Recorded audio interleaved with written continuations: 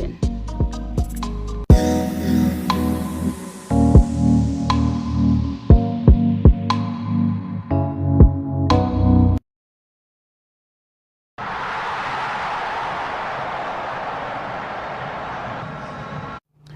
Welcome back. Thank you very much for staying with us right here on KBN TV. We are still watching the Daylight Breakfast Show. Now, on the 28th of February, a businessman and author Keagan Mulundu will officially launch his latest book titled Cursed by Belief. This book is a compelling and thought-provoking work that challenges readers to confront the invisible limitations shaped by culture, tradition, fear, and inherited mindsets. Cursed by Belief explores how rooted beliefs can either empower individuals to rise or trap them in the circles of doubt, poverty, and stagnation. Let's get insights from the author. Joining me today this morning is Keagan Mulundu. Keagan, good morning. It's good to have you on the Daylight Breakfast Show. Good morning, and thank you for having me. How are you this morning? No, I'm good. How are you? Good, good. Now let's get straight into it. Maybe just to start with, maybe you can be able to tell me and the viewers out there what inspired you to write, Cursed by Belief, and why this title. Okay. So this book, to start with, is an inspiration from my living experience that I experienced. Having had been a startup entrepreneur and just trying to do one or two things here and there, there's a time I was actually told that I was bewitched. And when I was told that, I believed the person who told me that, and when I believed them, I started living life as a victim. So in such time or in such moment, I think I tried a lot of things and nothing happened. Why? Because my belief was working against me. So it was at that time, because before, I think I had heard about where people just tell you to say mostly life is lived through the belief that you believe about yourself, what you think you can achieve, that's what you're going to achieve. But I think it was not a true reality to me before I lived that experience. But when I started changing the belief from that of being a victim to that of a person who's able to succeed, that is when I started now to see things change and things happen in my life. So the book is based by true life experience? Like true life experience, yes. All the things that happened, and that's why you coined it, the same title? Yes, so that's the thing that I actually experienced. So the title Cursed by Belief, actually I also need to clarify to say, it is not an attack on belief or religion or faith, as other people may put it. It is actually just talking about the belief that we have about ourselves as individuals, what we believe God can do in us and through us, and how it can manifest in real life. So it is actually, the subtitle is the invisible war between thought and destiny. So what we're trying to say in that is there is a connection between what you think in your mind and the destiny, what you end up being. That's what the Bible says in Proverbs chapter 3 verse 7. It says, as a man thinketh in his heart, so is he.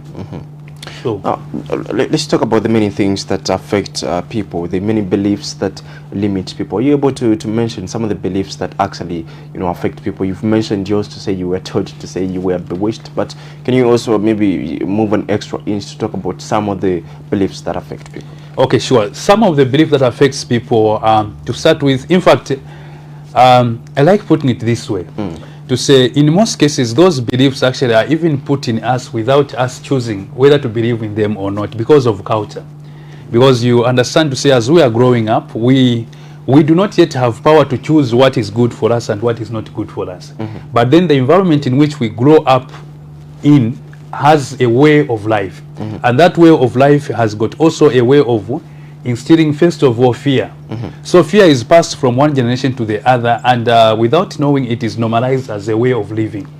And you must understand that whenever a person is afraid, their way of making decisions is not the correct way, because they are going to be operating under panic. That is why the Bible says, for God has not given us the spirit of fear, but of power, a sound mind, and love. So what that means is that where there is a fear, there can never be a sound mind. So fear is passed on from one generation to the other. I remember myself, I think I come up from an environment where I can be beaten when I'm found with money and told that you end up a thief. So you find that I developed that kind of mentality that money is bad, so I need to have maybe fear for it. And not only that, there are also some religions, some faith that teaches to say when you have more money in this world, it means that you are loving the world and its things. So you don't need to have a lot of money because our wealth is in heaven. Christ went to prepare for us mentions. And it's also those kind of beliefs sometimes which some Christians, instead of living a life of abundance where they can be able to help and assist those who are in need, they are living as proud poor people, because for them they feel by being poor that amounts to them being holy. So that is also one of the wrong belief. I talked also about witchcraft, where we believe to say there are people who have got power over our destiny, which is also wrong. There are also beliefs of thinking to say maybe by virtue of my age there are things that I can do and things that I cannot do. Even those are wrong, because when you commit yourself to doing something, your age is not a limitation. Now let's get to talk about culture and traditional beliefs. Do they influence success or maybe a wealthy creation in any way? Yes, they do. Actually, to a large extent they do, because like I've just put across, as a person thinketh in his heart, so is he. So, and this culture is a way of living, how you are brought up. So if at all by your culture, for example, there are cultures that believe to say maybe the only way you can create wealth is by, let's say, farming. So if at all farming is not able to push you to at least higher levels than those where people maybe have gone in farming, meaning that will be your limitation. So the moment you reach that far, it is going to be your ceiling. You have reached, there is nowhere else where you can go. So this is why I say culture to a greater extent actually affects how far you can go, because they shape you, they shape your beliefs, and the belief is what is going to determine the reality.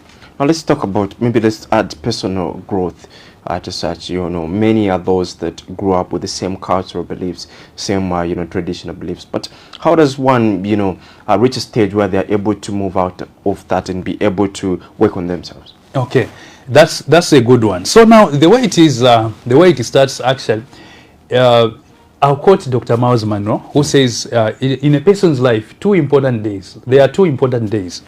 One, the day you were born, and two, the day you discover why you were born. Those are the most two important days.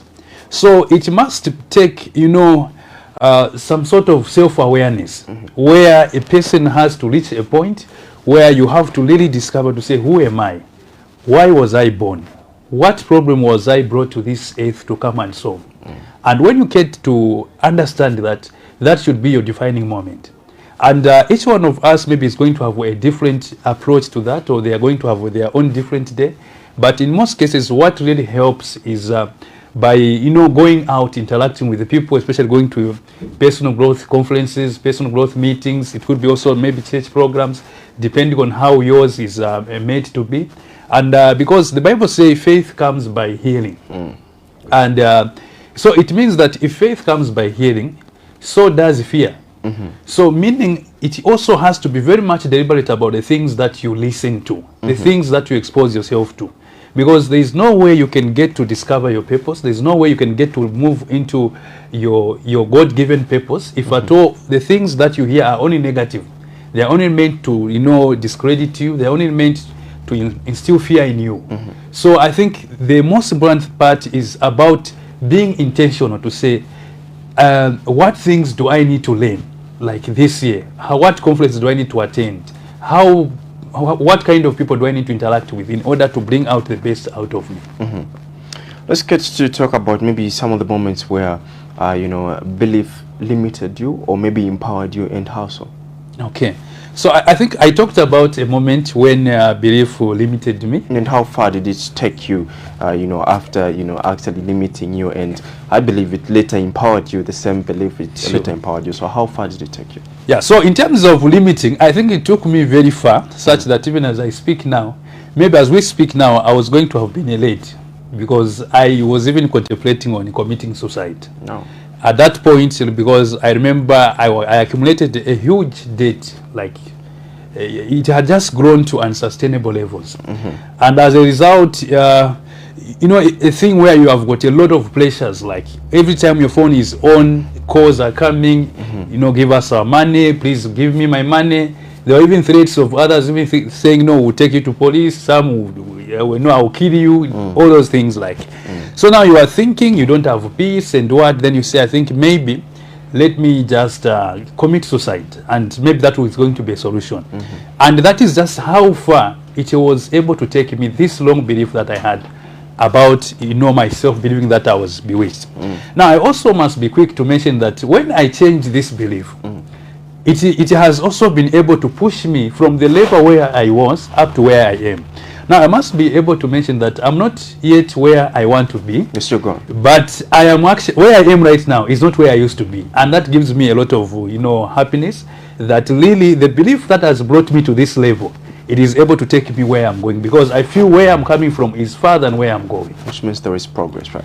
For sure. All right. Now let's get to talk about this book. Who is, who is meant for this book? Who did you really write for? Or maybe does it have an age group where so are the really, are the able consumers of this book? Okay.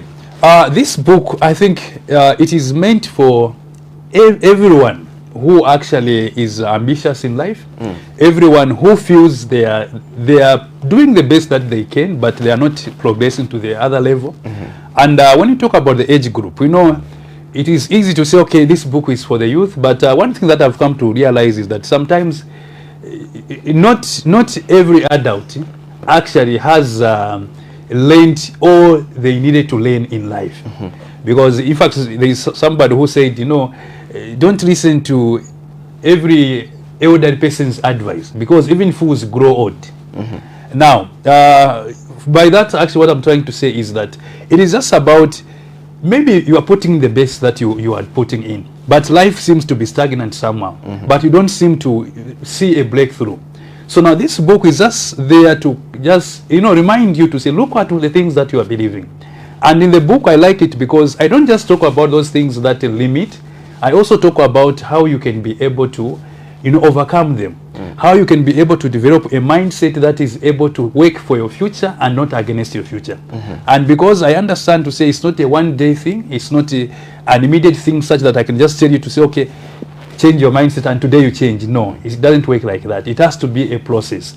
So in the same book actually gives one step-by-step guide on how you can be able to renew your mindset. Even the Bible says, do not be transformed by the things of this world, but be ye transformed by the renewing of your what? Your mindset. And that's what this book is about. Still on mindset, I think the viewers out there will be able to agree with me. But one thing that I've noted down about poverty, once you stay in it for a long time, you know, the mindsets get corrupt. You know, you start thinking maybe that's how life should be. You know, there is no need to actually work hard, because you wake up, you know, you see everything, that's how it is. You see it is normal. Now let's talk about the role that the mindset plays in terms of stagnation and poverty. Okay. So you must understand to say the way this life is lived, it is lived mainly the engine, the creator of the reality that you are seeing is the subconscious mind. Now, I think scholars and philosophers have described that the mind is in two forms.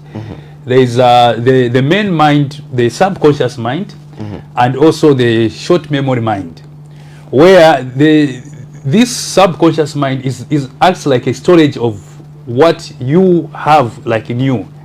And this also works on not by logic, but by repetition. So what you hear more, what you speak more, is what the subconscious mind is going to do what? To store. And when it stores, it makes sure that it now allows to, you know, to bring situations that are going to make sure that it is the same, what is in the mind and what is the subconscious mind and what is the reality. So say, for example, you are thinking so much about failure. You know, failure. So the subconscious mind is going to make sure that it turns your thoughts into reality. So what you believe about yourself, for example, if you believe that you are a man of abundance, you are a man who is a victor, a winner, even the subconscious mind will always be able to find ways on how it can bring that into reality. So our mindset, to a greater extent, what we have in our mind is what is going to be the reality. For example, I'm going to give this practical example, you know, where somebody told this story. I think I really loved it because he said, for example, a carpenter and a charcoal burner, they were moving, and as they were walking, they found a tree. So now when the carpenter saw the tree, he looked at the tree and said, wow, I see a very good bed, because out of this tree I can make a nice bed. Then a charcoal burner, when he saw that tree, says, wow, I see a good number of charcoal bars, because when I burn this tree, I think I'll be able to get a